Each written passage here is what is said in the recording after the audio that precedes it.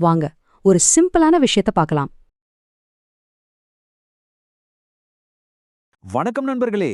வாங்க இன்னைக்கு நாம ஏப்ரல் 6, 2026க்கு ஒரு டைம் டிராவல் பண்ண போறோம். ஏன்னா பங்கு சந்தையில அன்னைக்கு நடந்த விஷயம் ஒரு சாதாரண நாள் கிடையாது.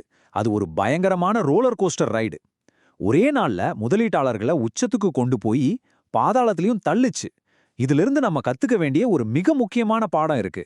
வாங்க அந்த நாளை கொஞ்சம் ஆழமா அலசி பார்க்கலாம். ஆமாங்க, அன்னைக்கு சந்தைய விவரிக்க இதை விட ஒரு சரியான வார்த்தை இருக்கவே முடியாது. யோசிச்சு பாருங்க, ஒரு நிமிஷம் முன்னாடி பார்த்த லாபம் அடுத்த நிமிஷமே காணாம போது. இந்த பயங்கரமான ஏற்ற இறக்கத்துக்கு பின்னாடி ஒரு கதை இருக்கு. வாங்க அந்த கதைக்குள்ள இப்ப நம்ம போகலாம். நம்ம கதையோட முதல் அத்தியாயம் காலை வீழ்ச்சி.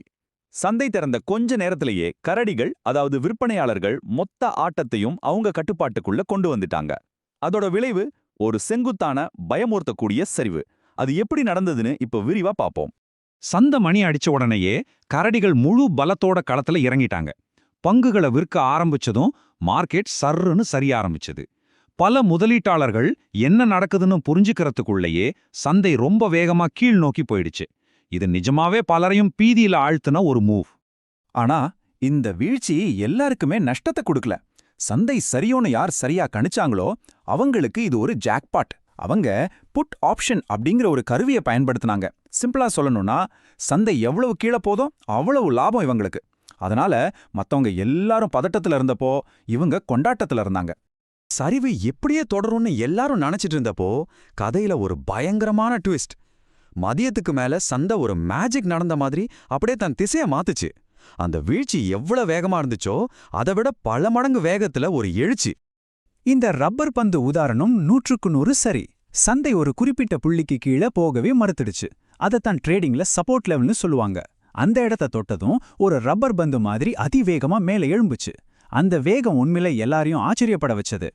இத பாருங்களேன், காலையில எவ்வளோ வேகமா சந்தை சரிஞ்சதோ கிட்டத்தட்ட அதே வேகத்துல சாயங்காலம் மேலே ஏறிடுச்சு. காலையில ஏற்பட்ட எல்லா நஷ்டத்தையும் ஈடுகட்டி சந்தை பழைய நிலைமைக்கு வந்துருச்சு. இந்த சார்ட்ட பார்த்தா ஆங்கில எழுத்தான வி வடிவம் ரொம்ப தெளிவா தெரியும். டெக்னிக்கலா இதுக்கு பேரு தான் வி ஷேப் ரெக்கவரி.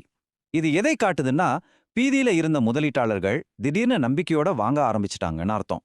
அவங்களோட மனநிலை 180 டிகிரி மாறினதால சந்தையோட திசையும் அப்படியே மாறிடுச்சு. இந்த ஆட்டத்துல 2 முக்கியமான டீம் இருந்துச்சுன்னு வச்சுக்கலாம். காலையில சந்தை சரிஞ்சப்போ லாபம் பார்த்தவங்க புட் ஆப்ஷன் டீம், அதாவது சந்தை கீழே போகும்னு பெட் கட்டினவங்க. சாயங்காலம் சந்தை ஏறினப்போ லாபம் பார்த்தவங்க கால் ஆப்ஷன் டீம், சந்தை மேல போகும்னு பெட் கட்டினவங்க. ஆக அன்னைக்கு 2 பக்கமும் பணம் சம்பாதிக்க வாய்ப்பு இருந்துச்சு. அந்த மதிய நேர எழுச்சியில கால் ஆப்ஷன் வச்சிருந்தவங்களுக்கு ஒரு மெகா ஜாக்பாட் அடிச்சது.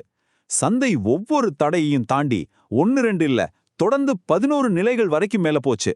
சுருக்கமா சொன்னா அவங்க முதலீடு சில மணி நேரங்கள்ல பல மடங்கு பெருகிடுச்சு. அந்த அளவுக்கு அந்த எழுச்சி வேகமா இருந்துச்சு. சரி, இந்த கதையெல்லாம் எதுக்கு? காலையில சரிஞ்சது, சாயங்காலம் ஏறினது, இதுல இருந்து நாம என்ன கத்துக்க முடியும்? இருக்கு, ஒரு ரொம்ப ரொம்ப முக்கியமான பாடம் இருக்கு.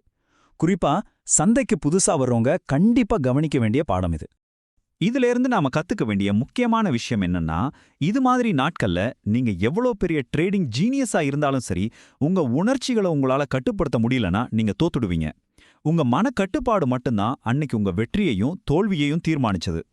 சரி, காலையில புட் ஆப்ஷன்ல நல்ல லாபம் பார்த்தாங்களே, அவங்களுக்கு என்னாச்சு? எல்லாருமே லாபத்தோட வெளியே வந்துட்டாங்களா? இல்ல, அங்கதான் பேராசைங்கிற ஒரு வில்லன் உள்ள வந்தான். வாங்க பேராசைப்பட்ட அந்த ட்ரேடர்களுக்கு என்னாச்சுன்னு பாப்போம். இதுதான் இந்த பேராசையோட பொறி. மார்க்கெட் இன்னும் கீழே போகும், இன்னும் நிறைய லாபம் பார்க்கலாம் அப்படின்னு நினைச்சு அவங்க லாபத்தை புக் பண்ணவே இல்லை. ஆனா சந்தை திடீர்னு திரும்பினப்போ அவங்க சம்பாதிச்ச மொத்த லாபமும் கரைஞ்சு போனது மட்டும் இல்ல, அவங்க முதலீட்லயும் நஷ்டம் வந்துருச்சு. ஜெயிக்க வேண்டிய ஒரு நாள் ஒரே ஒரு தவறான முடிவால தோல்வி நாளா மாறிடுச்சு. இந்த அறிவுரை தான் அன்னைக்கு நாளோட மொத்த சாராம்சமே. உங்க மனசுக்குள்ள ஆசை, பயம்னு 1000 உணர்ச்சிகள் ஓடலாம். ஆனா உங்க ட்ரேடிங் சிஸ்டம் போதும் வெளியே வான்னு ஒரு சிக்னல் கொடுத்தா, நீங்க ஒரு மெஷின் மாதிரி யோசிக்காம லாபத்தை எடுத்துட்டு வெளியே வந்துடணும். உணர்ச்சிகளுக்கு அங்க வேலையே இல்ல. அப்போ இதுக்கு என்னதான் தீர்வு? ரொம்ப சிம்பிள். 2 விதிகளை ஃபாலோ பண்ணுங்க. 1, பேராசைக்கு இடம் கொடுக்காதீங்க. உங்க டார்கெட் வந்ததும் லாபத்தை எடுத்துருங்க. 2, உங்க சிஸ்டத்தை முழுசா நம்புங்க, சந்தேகப்படாதீங்க. இதுதான் உங்க உணர்ச்சிகளை கட்டுப்படுத்துறதுக்கான ஒரே வழி. அன்னைக்கு நடந்த இந்த நாடகம் நாளைக்கு நாம ட்ரேட் பண்ணும்போது எடுத்துக்க வேண்டிய ஒரு முக்கியமான எச்சரிக்கையும் நமக்கு கொடுக்குது. பாதுகாப்பா ட்ரேட் பண்ண நாம என்ன செய்யணும்? ஒரே நாள்ல சந்தை பாதாளத்துக்கு போயிட்டு அங்கிருந்து ராக்கெட் வேகத்துல உச்சத்துக்கும் வருதுன்னா இதுல இருந்து ஒண்ணு மட்டும் நிச்சயம், சந்தைய யாராலையும் கணிக்கவே முடியாது. நாளைக்கு என்ன வேண்டாலும் நடக்கலாம். இதுக்கு நாம எப்படி தயாராகிறது? இதுக்கு ஒரே ஒரு பதில் தான் இருக்கு: ஸ்டாப் லாஸ். இது ஒரு பாதுகாப்பு கவசம் மாதிரி. ஒரு குறிப்பிட்ட அளவுக்கு மேல நஷ்டம் வராம ஆட்டோமேட்டிக்கா உங்க ட்ரேட முடிச்சு வச்சிடும். ஸ்டாப் லாஸ் இல்லாம ட்ரேட் பண்றது போர்க்களத்துக்கு கவசம் இல்லாம போறதுக்கு சமம். கடைசியா நான் உங்ககிட்ட ஒரு கேள்வியை விட்டுட்டு போறேன். நீங்களே உங்களை கேட்டு பாருங்க. நீங்க ஒரு தெளிவான திட்டத்தோட ட்ரேட் பண்றீங்களா, இல்ல வெறும் நம்பிக்கையா வச்சு சூதாட்டம் ஆடுறீங்களா? யோசிச்சு பாருங்க. மீண்டும் அடுத்த பதிவில் சந்திப்போம்.